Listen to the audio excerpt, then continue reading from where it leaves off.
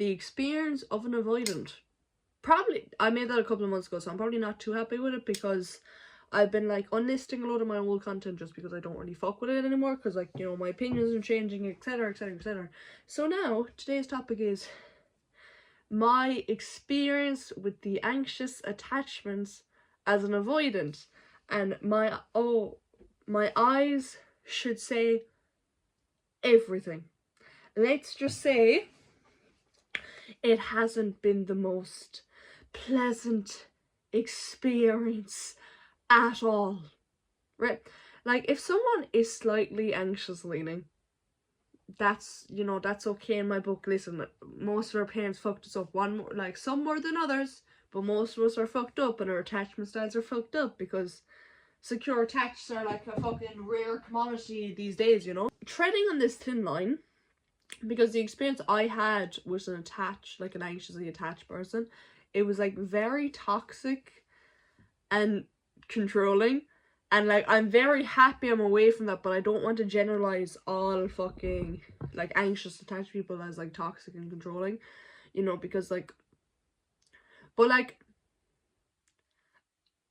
this person was like so anxiously attached, and we were friends, and they didn't want me to be friends with anyone. They were openly saying stuff about all my other friends to like try to convince me to cut them off. They were making up reasons why I should cut them off, and they basically wanted me just to themselves.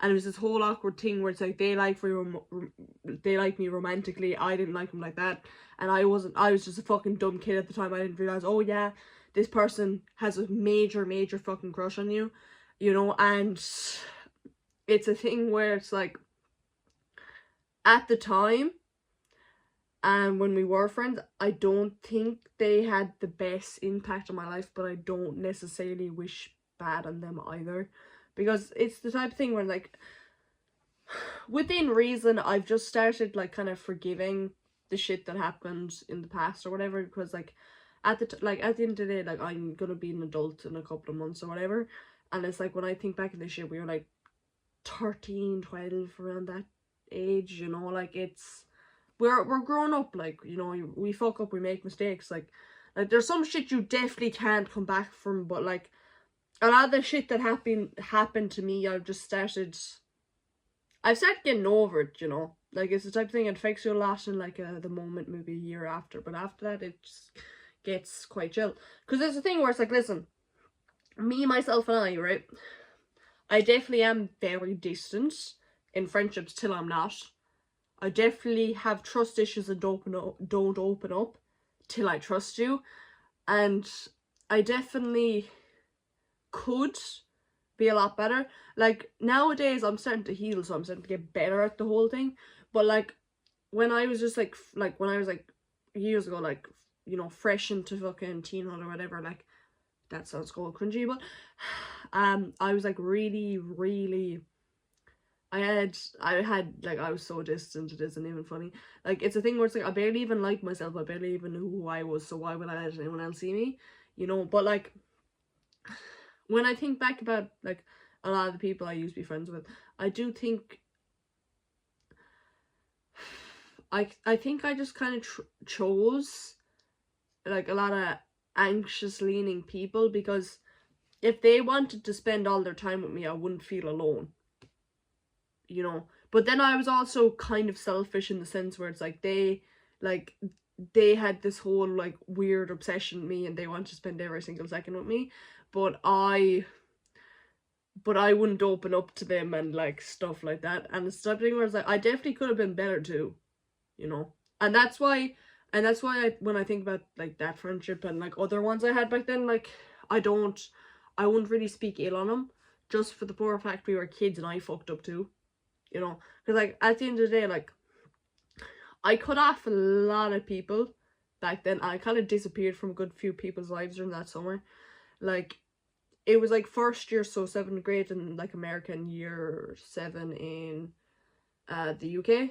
But it was around when that summer hit, I had just a whole mental health crisis. So I just removed everyone off my phone, and I just kind of disappeared, except for one person's life, and you know who you are. Actually, one major person and one person I kind of like messaged here and there, you know, and like I don't regret it because I needed to be alone. Like I really, really desperately needed to be alone. But then at the same time, I do know I did hurt people, you know, and I suppose I've kind of learned, and it's the type of thing where it's like, listen, I'm not going to be friends with like anxious people anymore, you know, like that's something I've just decided against because I don't want to hurt someone. And the type of thing is how they show, like, it's this whole thing where it's like, it won't work, because I know, like, with the statistics and just like real life experience and stuff like that, like a lot of anxious and avoidants do end up dating, you know, like that could never be me, but like it's a thing where it's like I just want to leave them alone. Like I don't want anything to do with the anxious attached people, not because I'm prejudiced, but it's because the thing where it's like I know I'm gonna hurt them and I know they're gonna fucking piss me like off, you know. It's the type of thing where it's like a lot of people have pressured me to open up, and it ends up doing the exact opposite. Like I will never open up to someone who pressured me to open up. It's like how a lot of people have got close in my life is they basically snuck in when I was like living at my mum's. They like kind of like they were really good friends, and then it's the type of thing where it's like I trust you so much, you know. Like I'm gonna be honest, like friendships off the bat, like nowadays I've gotten way better. I'm still not good at it. I'm still like I still am distant.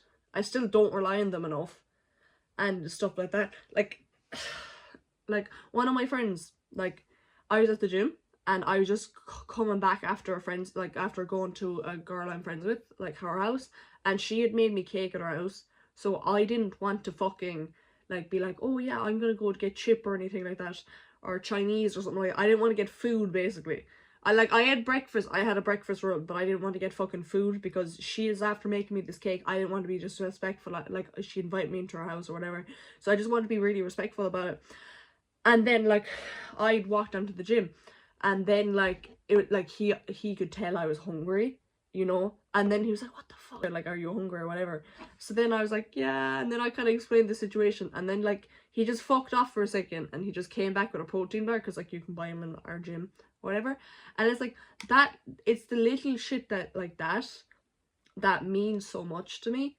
Like it's the little stuff that shows you cares. Like I like when someone wants to spend every other fucking second with me, like, oh, like we're pissing, like, oh yeah, you know, we can't go to the bathroom alone, like as in like I'm in the left stall, you're in the right stall, and you want to hold my hand underneath the fucking stall because you can't live without me. That freaks me the fuck out, you know. And as a result of that, I'm gonna treat the person badly as a result of it. So that's why I can't get fucking, that's why I just don't do those type of friendships anymore, you know. And like it's the type of thing where it's like,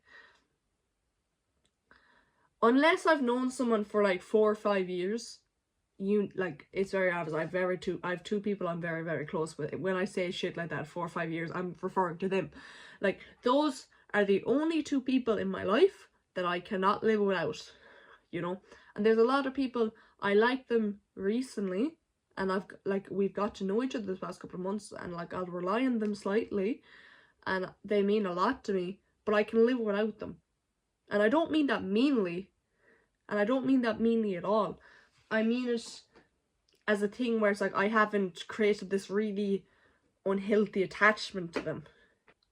If I'm friends with an anxious attachment style for years, and they like make it into the, you know, elite status, and they make it a 3 instead of a 2, then you know, like the friendship will work. But it's just gonna be such a rocky road for so many fucking years that I just don't think it'd be worth it. What I will say is, sometimes friendships just happen and they don't go as predicted. Sometimes relationships, they just happen and they don't go as predicted, you know. And it's like, maybe I want to calculate everything and maybe I want to sort out everything in my life, but it's not gonna happen. You know, sometimes life just happens and it throws you a couple of surprises, you know. Sometimes it's like you want to be like, oh yeah, like, oh, I only want to be friends with a securely attached and avoidance, and then you might end up dating someone who's anxious just because you like them, you know. And it's the type of thing where it's like, I just don't want to hurt no one, you know. Like, honestly, it's come to the point, like, if someone freaks me the fuck out and someone's like obsessed with me and they're controlling again, I won't like that. Listen, I had too many experiences with that. No. Oh my god, no, not again. Not again. Yeah. Like, something I value so highly is just freedom and independence, and something I also require is a lot of alone time. And the problem is, when someone starts interfering with my alone time, that's when I start acting like that's when I start acting cunt, basically, to keep it as brutally honest as possible.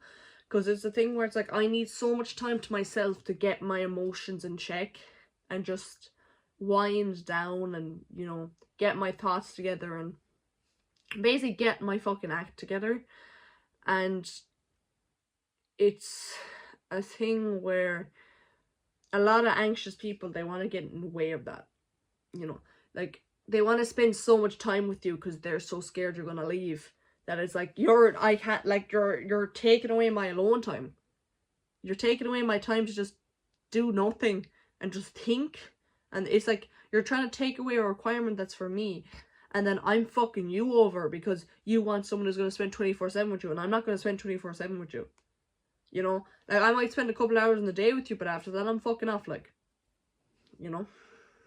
And I know the healthy point is in the middle point, and where how I am, even with the amount of work I've done, I've gotten a healthier attachment style, but it's still fucked. You know, it's still not good. You know? But it's a thing where it's like, I suppose I've kind of started to learn what type of friendships and stuff like that works in my life. If I can avoid a disaster from happening, of course I'm going to avoid a disaster from happening, you know. And how I view it is, these people who need me 24/7 and need to talk to me 24/7 and always need to, like, make plans with me and stuff like that, it just won't work out. And I don't even blame them for what they want or need and how they feel like they need to, what they feel like they need to do to, like, feel healthy or whatever. Because listen, I do some shit to feel healthy that a lot of people wouldn't understand. A lot of people would consider, like, really fucking weird, you know? Listen, at the end of the day, we all carry around our own baggage or whatever, but, like, you know, some people's traumas, they just fit together better.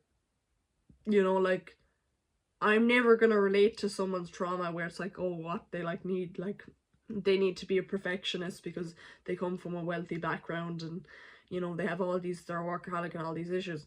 I'm not gonna relate to that. Like, I don't have a relationship with either of my parents, you know. Like, I'm in this, like, weird fucking state where it's like, I'm not an adult yet, but I don't have parents, so I don't really know how that works. Like, I don't have expectations of, oh yeah, I need to go to college. I don't have any future planned out for me. Like, I have a future I planned out for myself, but I don't have any expectations from a fucking parent. I don't have anyone who cares about me in, like, a parental role or anything like that. So it's like, I'm kind of on my own in that sense, which I really, really, really fucking appreciate. You know, because at the end of the day, I'm a person, I make my mistakes. And people are people and they make their mistakes. But the thing is, if I fuck up, at least I can take accountability for it. If someone else fucks up, I don't know if they're going to take accountability for it. So, like, I don't know how it's happened, but, like, two people in my life, I act healthily attached to them. Because it's a thing where it's like, a lot of avoiding people like me, like, when we start getting close to people, we kind of view them as objects. Well, okay, I'm going to talk just about myself, because I just know about myself, to be honest with you. Like, in the past, I used to view, like, a lot of people as objects, you know, and it's the type of thing where it's like, listen, if someone decides it's best not to be in my life, then I'm going to respect it. Like, if my main two people, if they decide I'm crazy as a motherfucker, which they would be right, but if they decide it's not worth it and they leave my life, I'll respect it. I won't like it. I'm gonna do a lot to like get them back. I might contemplate kidnapping them. I won't actually do it. I'll contemplate a lot though. I'll contemplate like keeping them up in my attic. I've an own section of my attic in this house, and I'll consider doing that. But I won't actually do it because at the end of the day, they're their own person. You know, if they're better off without me, I care about them enough that I'd want them to be happy without me. You know, and sometimes I think, I used to think a lot they would be better off without me, and when we were at the earlier stages of their friendship where they just knew me for a year or two, I did consider cutting them off, and I did take breaks from them and the two of them and stuff like that, but they came back, you know, or I came back to them, and we started talking again, and they stayed, you know. And it's the type of thing where it's like, listen, I've trying to be a better person. I want to be the best person possible, the best version of myself, just so they won't leave, and just so they will always want to stay in my life. That's my plan anyway. You know, like, listen, I like self-improvement, and I like getting character, and I like being loyal, and I like all this shit, you know. But it's also a thing where it's like, if I really like someone, I don't want them to leave, so I want to treat them amazing. You know, I want to treat them really good. Like, I want to be reliable. I just want to show up for them, really, and I want to grow alongside them. Like, I don't understand, like, treating the people in your life badly. I don't understand, like, doing any of that shit, you know? Like, a lot of people I've seen, a lot of, like, bitchy girls or whatever, like, I'm not going to talk about anyone in particular, you know? Listen, it's a universal thing, what can I say? But I've seen a lot of people, they'll, like, say a load of shit about the people they talk to every day, and it's the type of thing I don't understand that. I don't understand that at all. Like, if you're quote unquote friends with someone and you're close with them, why would you say anything very negative about them? And why would the first thing you say about them be negative? Because if they're such a shitty person, why are you their friend? I don't get that.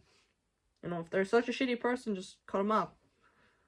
You know, but as anxiously attached in relationships, now that's something I will never fucking do. I'm not doing that shit. Fuck that. Hell no. Hell no. Fuck that. Red flag. Because every time I've had an attached like an anxiously attached fucker tried to date me, they've been so fucking jealous. And it's like, I'm not your bitch. You're not my man.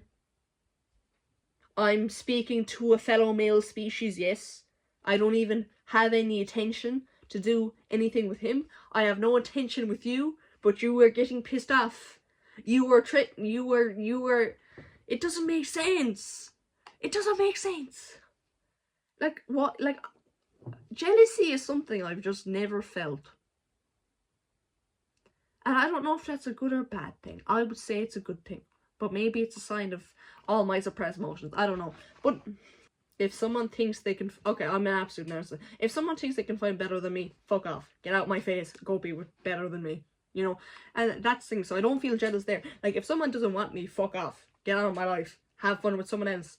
Have fun getting haunted by me and always remembering me. You know, I'm a toxic fucker at the end of the day. I'm self-aware. Okay, and getting jealous of people for having other things. I'm one of those people, I respect work, and if someone just gets something handed to me, I wouldn't be jealous of that because I'd want to work for I want to work for everything I own. And if someone's worked very hard, why would I be jealous because they deserve it? Like, if I have dreams or whatever, especially in the future, I need to work towards them, you know? If anything, I just use other people's successes as a motivation to be better and work on my goals. So I don't understand jealousy. Like some people are jealous and try to like talk down to people because they're pretty, because they're smart, because you know that shit. You know, it's the type of thing where it's like you just look sad. You know, like it's like saying bad stuff about someone you've never met, you don't know like that. And like, you just look sad, to keep it honest with you. And I think it's socially accepted to be an absolute sad cunt. I don't think it should be. I really don't think it should be, you know. Overall, me and anxious attachments, 2 out of 10. I get good stories, some more than others. I've got a story or two in there. I don't want to say them, but I have a story or two in there. But yeah, I don't know, man. I don't know. Yeah, listen, I was just a kid, bro. I was just a kid. Why do people... I know I was fellow kids trying to, like, control me and date me and shit like that, but why? I just wanted to be left alone. You know? Like, I just wanted to talk to people. And then, like, abandon them. But, listen, I was just a chill guy. Okay? You know? Like... I don't know, man. Some people are crazy as a motherfucker. You know, listen, I'm a bit toxic because of my attachment or whatever. But like, listen, at least when you've known me for like around 4 or 5 years, I'll stop being toxic. There's some people, if you've known them for 4 or 5 years, are gonna get worse. Okay, I'm the thing. The longer you know me, the less toxic I get. Okay. You know, and the type of thing is, well, my toxicity, it isn't even the thing that you pick up on. You only pick up on it when I start telling you it. Because a lot of it I kind of keep internally to try to, like, protect people. You know? But what I will say is, like, my mum's whole speech about, if you get in a relationship, he's gonna beat you. It definitely, and just seeing my parents' marriage, it definitely kept me away from that whole thing in life for a good few years, you know, because it was also a thing where it's like, I couldn't imagine myself being in a relationship years ago for the pure fact that the kids were just so immature, and by that time I was cooking my own food, I was doing my own budget, I was doing my own like fucking food shopping every week for the food I want, like I was washing my own clothes, I was completely and utterly responsible for myself and stuff like that. So I like the thought of me being with an actual child. I know we were the same age or whatever, but I was a child, like, you know, he like child, and I was there. I was a fellow child, but I just had, there was just such a maturity difference that it would have just been wrong for me to like go like romantically date anyone at the time. But hey, I'm gonna leave it here. Bye bye. Do you see my cool tattoos? My new tattoos. I'm so cool. What can I say? This, also, I'd like to clarify, I don't hate anxiously attached people. Don't believe the propaganda. They just scare me. And I don't like things that scare me. Which I find is very reasonable, to be honest.